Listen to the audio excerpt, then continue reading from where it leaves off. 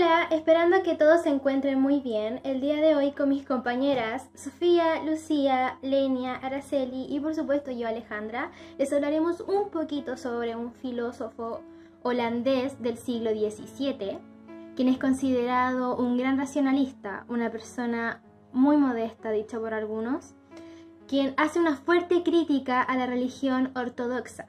De quien hablo es ni más ni menos que Benito Baruch Spinoza o Benedictus de Spinoza, como le gustaba que lo llamaran en su nombre latín. Y bueno, sin más preámbulos, comencemos. Odiado por muchos, admirado por unos pocos en su tiempo, un hombre muy perseguido por sus palabras y pensamientos, donde hasta fue víctima de un intento de asesinato. Benito Baruch Spinoza nació en 1632 en Ámsterdam, Holanda. Es hijo de padres judíos de origen español. Cabe recalcar que en este siglo había mucha persecución judía por el tema de la Inquisición, y Holanda era como la cuna de estos, ya que se basaba en una república y era un país más bien libre para su época. Baruch, siendo parte de la comunidad judía, tuvo una educación bastante grata. Su padre era un comerciante bien posicionado quien le dio la mejor educación. Todo esto pensando en que más adelante su hijo se convertiría en un rabino. Rabino es una persona judía bastante sabia. Como su nombre dice en hebreo, significa maestro. Todo esto con la finalidad y con la función de dirigir la sinagoga. Lamentablemente para el padre esto no fue así, ya que Baruch no estaba de acuerdo con las opiniones de esta religión.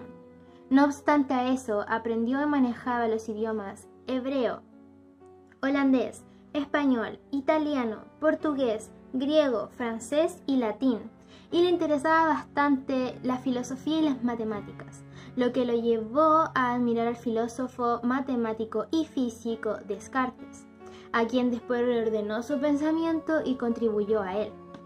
Spinoza hizo una fuerte crítica racionalista a la religión judía. Básicamente dijo que no era necesario seguir la opinión de los doctos, que cada quien podía interpretar los escritos a su manera. Le dio a Dios el sentido de sustancia infinita y negó la inmortalidad del alma, lo que causó bastante indignación en la comunidad judía.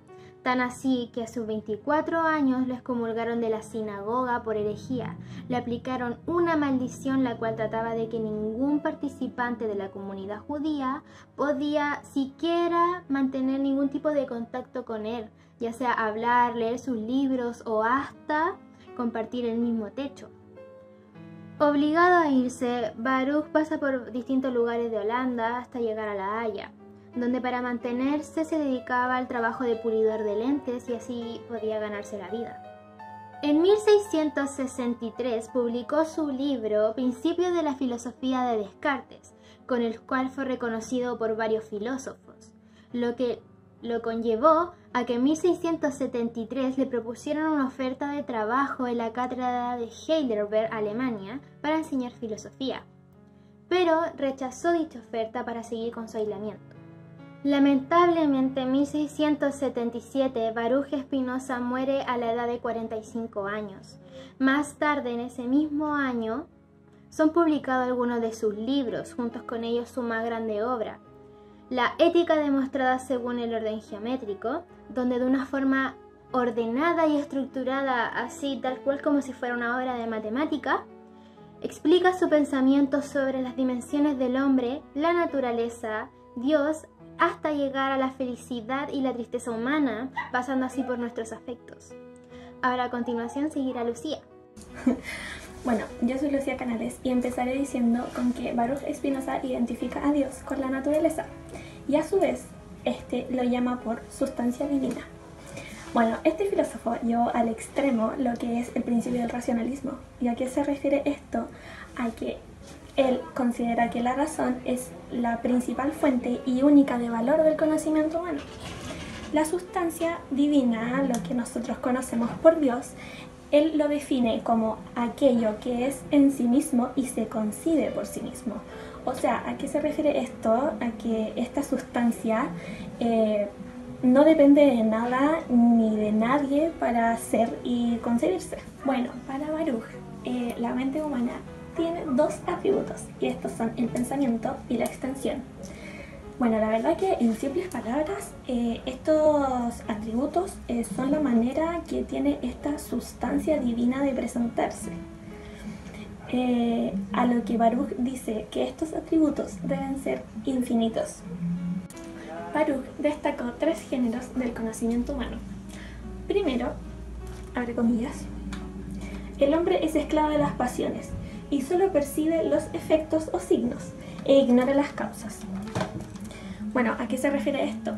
A que el hombre es totalmente esclavo de las pasiones, o sea que nos dejamos llevar por las pasiones y ignoramos, o sea que no tomamos en cuenta lo que es las causas, o sea, lo que es el porqué.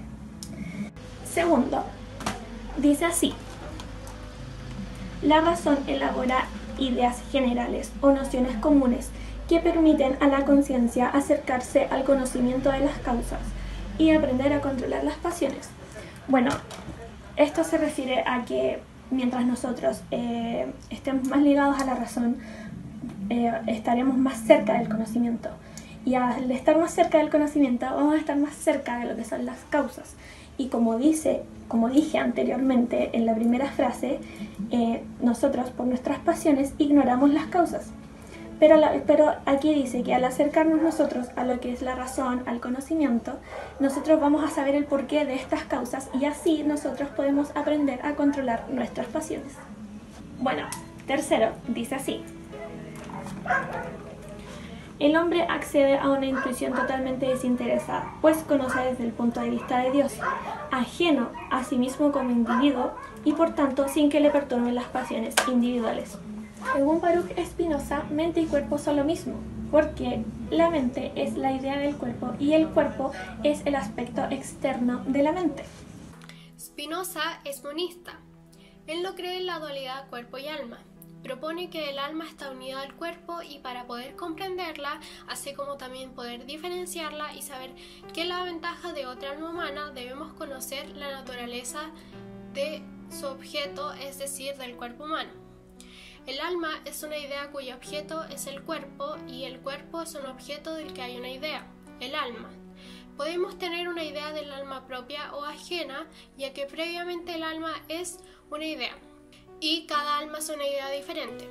También debemos saber que para Spinoza no existe el bien o el mal, sino que existe lo bueno y lo malo, y son las relaciones entre los humanos y las relaciones entre las cosas las que establecen qué es bueno y qué es malo. Lo bueno es aquello que nos produce alegría y además produce encuentros y composiciones, y lo malo es aquello que produce descomposiciones y desencuentros en las afecciones entre los seres. Spinoza habla de los afectos y dice lo siguiente: por afectos entiendo las afecciones del cuerpo por las cuales aumenta o disminuye o es favorecida o perjudicada la potencia de obrar de ese mismo cuerpo. Y entiendo al mismo tiempo las ideas de esas afecciones. Las afecciones son modos por los que son afectadas las partes del cuerpo y por consiguiente el cuerpo entero. En la potencia, el cuerpo pasa del movimiento al reposo y viceversa. Existen efectos básicos que componen la estructura afectiva del ser humano. Estos son el deseo, la alegría y la tristeza. Con respecto a estos afectos, Spinoza dice lo siguiente: el deseo es la esencia misma del hombre. Es el esfuerzo que el hombre realiza por perseverar en su ser. Un deseo que nace de la alegría es favorecido o aumentado por el afecto mismo de la alegría. En cambio, el que brota de la tristeza es disminuido o reprimido por el afecto mismo de la tristeza. En cuanto a las pasiones, él las comprende como constitutivas de la naturaleza humana. Estas son plenamente naturales y solo a partir del reconocimiento de ellas se puede acceder al conocimiento verdaderamente racional. En cuanto a la libertad, Spinoza dice lo siguiente: los hombres se equivocan al creerse libres, opinión que obedece al solo hecho de que son conscientes de sus acciones e ignorantes de las causas que las determinan, y por tanto su idea de libertad se reduce al desconocimiento de las causas de sus acciones. pues todo eso que dicen de que las acciones humanas dependen de la voluntad son palabras, sin idea alguna que les corresponda. Para él, la libertad humana aparece una vez que el ser humano comprende que está todo determinado. La libertad no depende de la voluntad, sino del entendimiento. El hombre se libera a través del conocimiento intelectual. Para poder comprender el aporte que Benito Baruch hizo a la psicología, debemos saber que en su libro Ética, demostrada según el orden geométrico, Spinoza profundiza en las emociones del hombre y aporta una nueva visión de la afectividad humana.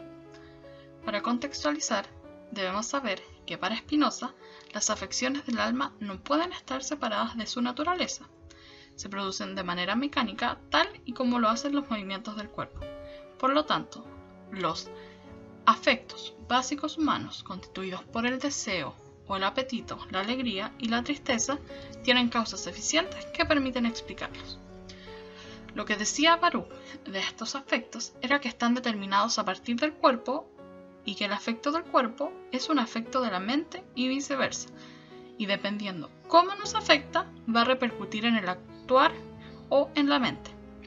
Para Spinoza, las emociones comprenden tanto al alma como al cuerpo, considerándolas como una sola y misma cosa, a diferencia de otros filósofos que las comprendían separadas del cuerpo.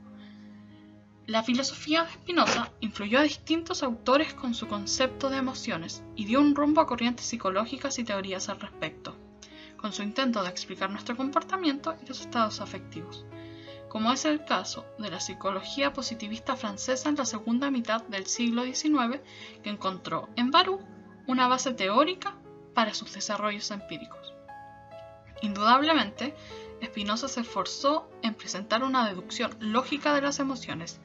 Sin embargo, nosotros podemos considerar su teoría de las afecciones como un plan de especulaciones para la investigación psicológica moderna, cuya base es empírica. De todas formas, la explicación de Spinoza es completamente naturalista. Algo destacable al respecto es que Spinoza aportó a la psicología el hecho de asegurar que la mente estaba dada por procesos cerebrales. Su obra ética sería, hoy en día, un tratado de psicología de la motivación, teniendo en cuenta que intenta explicar nuestro comportamiento y define una serie de estados afectivos. A continuación voy a proceder a nombrar la bibliografía del trabajo realizado. Baruch Spinoza de la página de Curet. Baruch Spinoza de la página Personajes históricos. Video Grandes documentales de Baruch Spinoza. Libro Historia de la filosofía de Julián Marías desde la página 240 a la 244. Libro Historia de la filosofía, volumen 4, de Descartes a Leibniz, Frederick Copleston, desde la página 114 a la 146. Y El alma según Spinoza de la página Eterna Cadencia. Este ha sido nuestro trabajo, espero les haya gustado y muchas gracias por escuchar.